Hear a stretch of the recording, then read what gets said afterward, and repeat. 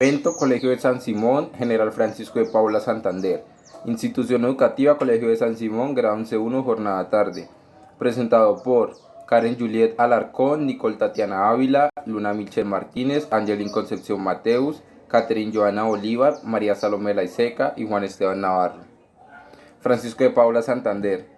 Francisco José de Paula Santander de Omaña, Villa del Rosario, 2 de abril de 1792, Bogotá, 6 de mayo de 1840, fue un militar y político colombiano, célebre por su participación en el proceso de independencia, luchando al lado de varios patriotas junto a Simón Bolívar.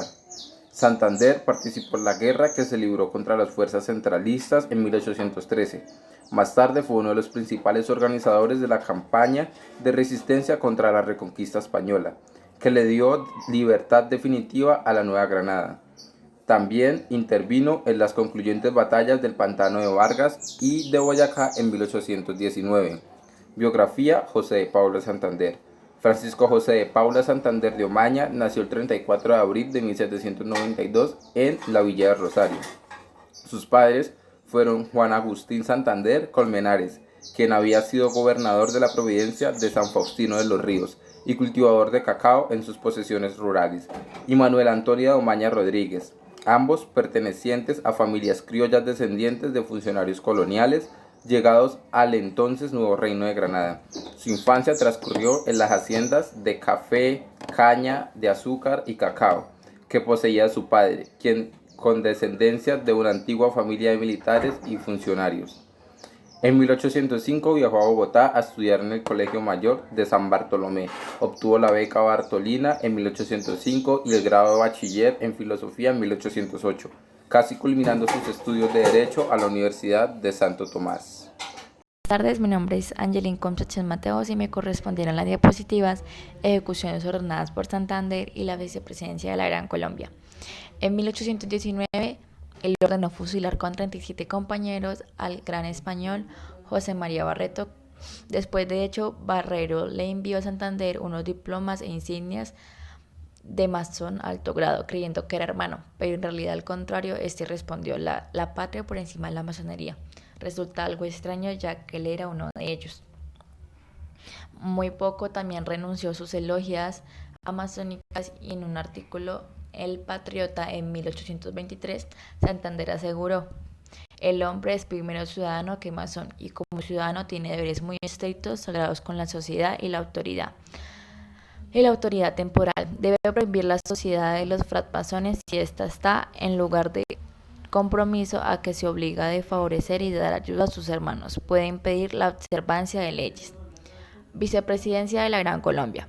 Conseguida la independencia, se logró que Santander fuera elegido vicepresidente del estado de Cundinamarca, que por entonces incluía todo el territorio de la actual Colombia, y desde la oficina fue encargado de hacer valer y respetar las nuevas autoridades republicanas. Antes de ser revelado mando para asumir la vicepresidencia y el poder ejecutivo en ausencia de Bolívar, era comandante de cuerpo y ejército de vanguardia. En 1821, Santander fue elegido vicepresidente de Colombia en el Congreso de Cúcuta, cargo ejercido hasta 1826, para después ser reelegido hasta 1828. Este cargo había sido desempeñado infructuosamente durante 2 años por Francisco Antonio Sea, entre otras personas. Las peticiones de Bolívar para que le fueran provistas los fondos y soldados que se necesitaba para la campaña de Perú no fueron posibles de atender por Santander. Todo vez se trataba de ayudar en una guerra en el extranjero. Esta falta de diligencia para cumplir con lo noble gesta libertadora. Buenas tardes, mi nombre es Karen Julia Alarcón Barreto y les voy a exponer las crisis con Bolívar. Bolívar defendía la idea de un Estado unitario. Un Estado unitario es aquel en el que todas las funciones y atribuciones del país son concentradas en un núcleo y las autoridades locales generalmente se limitan a ser ejecutadoras, donde el poder estaría al mando de un presidente vitalicio hasta su muerte, con el poder de elegir en cargos públicos y hereditarios a quien eligiera. La visión de Bolívar era continental, pero otros exigían cumplimiento a las bases y promesas que se habían establecido desde la formación de la Gran Colombia, es decir, que se permitiera una mayor participación en el gobierno y autonomía por regiones. Las tensiones se intensificaron en 1826 cuando Páez entró en conflicto con las autoridades de Santander y quiso separar a Venezuela de Colombia durante el movimiento conocido como la Cociata. La Cociata fue la revolución de los morrocoyes ocurrida en Valencia, Venezuela, en el año 1826. Esto fue un movimiento político que se utilizó para intentar dividir a Venezuela de la Gran Colombia. Fue comandada por el general José Antonio Páez. Santander pidió a Bolívar que advirtiera la situación en Caracas y Bolívar le dio la razón a Páez, lo que no fue bien recibido por los santanderistas. En septiembre de 1827, Bolívar asumió la presidencia, desplazando a Santander, quien tras dejar el cargo fue elegido diputado por la provincia de Bogotá para asistir a la Convención de Ocaña. La Convención de Ocaña fue una asamblea constituyente que se desarrolló en la ciudad colombiana de Ocaña entre el 9 de abril y el 10 de junio de 1828, donde defendió principios republicanos con bases federalistas. En esa convención se llegaron a discutir dos propuestas: primero, las reformas para limitar absolutismo y abusos con el gobierno. A continuación, ven la tumba de Santander y la aparición de él en el billete de 2000. La figura del general Santander, una de las personalidades más controvertidas de la historia política de la República de Colombia, no dejaba acompañar el destino y el intrincado desarrollo de nuestra nación aún después de 50 años de su muerte. Muchas gracias por verme. Esto fue todo. Gracias. Buenas tardes, mi nombre es Catherine Bolívar y el día de hoy voy a explicar las siguientes diapositivas. Bueno, como podemos ver en esta diapositiva, se puede observar el billete de 2000 que tiene el rostro del expresidente de la República, Francisco de Paula Santander. Este billete empezó a circular el 13 de diciembre de 1996, el cual tenía como objetivo rendir un homenaje al hombre de las leyes y expresidente de la República, general Francisco de Paula Santander, como también su tumba fue declarada Bien de Interés Cultural Nacional. Presidente de la Nueva Granada. Resultando en el poder del sector civilista, se decidió llamar a Santander para que regresase de su exilio que lo había llevado a un itinerario por Europa y los Estados Unidos. Entonces, tras la firma de la Constitución de 1832, le fue ofrecida a Santander la presidencia de la República de forma interina. Asimismo, el general fue restituido en sus honores y rangos militares, de los cuales había sido despojado cuando fue condenado al destierro por traición. La noticia de su elección presidencial la recibió estando en Estados Unidos, y por esto, pese a ser elegido el 9 de marzo, solo se posicionó al llegar a Bogotá meses después, el 7 de octubre de 1832. Buen día, soy Luna Michelle Martínez Riveros, del grado 11.1 Institución Educativa Colegio de San Simón, y hoy vengo a presentarles los hechos posgobierno y fallecimiento del general Francisco de Paula Santander. Como ya sabemos, él, rechazando la reelección de la presidencia cuando terminaba su mandato, logró unir a sus seguidores en torno de un solo candidato, y el triunfo fue para el señor José Ignacio de Márquez. En este periodo Santander se quejaba de fuertes cólicos y los doctores no encontraban la razón de sus dolores. Se convirtió entonces en senador y presidente del Congreso de la Nueva Granada. Asimismo lideró la oposición a Márquez y cuando se preparaba para iniciar su candidatura y campaña por la reelección, el mismo día de pronunciar un discurso, cayó gravemente enfermo y falleció en la ciudad de Bogotá el día 6 de mayo de 1840, contando con tan solo 48 años de edad. Su autopsia, por lo tanto, reveló, además de heridas de bala y una fuerte de lanza, que murió a causa de cálculos biliares. razón por la cual sentía los fuertes cólicos en la parte posterior de su abdomen. La muerte de Santander en Bogotá, tras una larga agonía, haciendo su testamento, expresó: ojalá hubiera querido a Dios tanto como quise a mi patria. Francisco de Paula Santander desarrolló el pensamiento mediante la educación pública, la cual, la principal preocupación de su trabajo, la familia y la obsesión de Santander fue la educación pública, pues consideraba que había sido la razón de ser la revolución y que una nación necesitaba formación.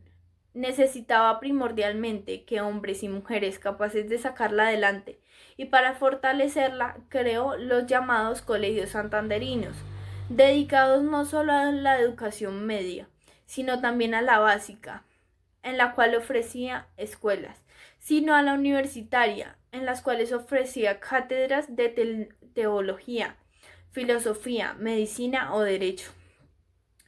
Muchos de los colegios creados en ese tiempo por este prócer existen aún, algunos como colegios de educación secundaria y otros como universitaria. El desarrollo y el pensamiento de Francisco de Paula Santander también se basó demasiado en la economía, en cuanto a la hacienda y la economía nacional de gobierno. De Santander fue el primero en empezar a demostrar la estructura fiscal de la colonia, puestos de alcabala y los derechos de explotación, si bien se mantuvo el monopolio existente sobre el cultivo del tabaco. Se promovió su exportación mediante así como la del café y la del algodón, que en este tiempo se encontraba en su auge, como ya lo sabemos, y en menor medida tal del resto de productos agrícolas del país.